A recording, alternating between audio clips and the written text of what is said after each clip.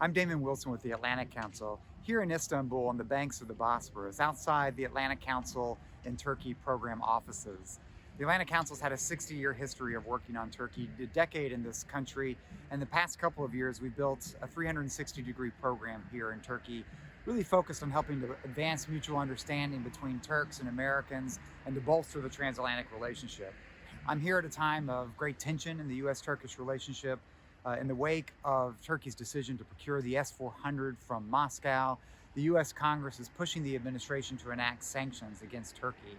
It looks like that impasse may come to a head, and we may see a Turkey committed to the operational deployment of the system, a Congress and administration that needs to move forward on these sanctions. So we've still got choppy waters ahead of us.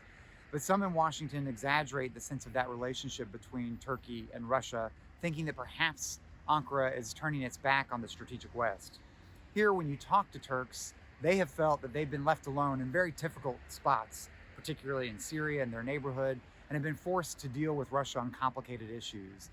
But there's no love lost as they negotiate a tense situation in Syria, where Russian forces are putting pressure on Idlib in the north of that country. We see Turks and Russians working together in Libya, but on opposite sides of the table, where Turkey's intervention in Libya was designed to prevent a Russian-backed force from taking over the country. And of course, their interests diverge in places like the Balkans, Afghanistan, across a range of issues. Another big thing happening here is really a question of the economy. It's been a bumpy time economically. Many of Turkish companies are eager to see growth in U.S.-Turkish trade. There's a very strong goal between the two countries of growing to $100 billion in trade and investment between the two countries. We're far from that point, and it's going to get worse before it gets better as we go through some sanctions.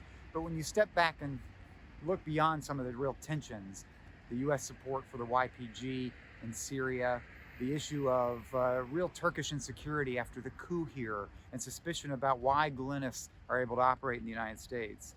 When you can look beyond these really difficult issues, over time, American and Turkish interests are going to end up aligning in countries such as Iraq and Libya, in Afghanistan, in the Balkans, and even in Syria, where there's no love lost for the Assad regime and Russia's presence or Iran's militant presence there. So stay tuned. The Atlantic Council in Turkey is going to be working with a very robust program this coming year against choppy waters, understanding that ultimately the United States and Turkey have many common interests that bring us together as part of the strategic West. And we're working towards building the communities on both sides that can share common values and build a stronger future between the United States and Turkey.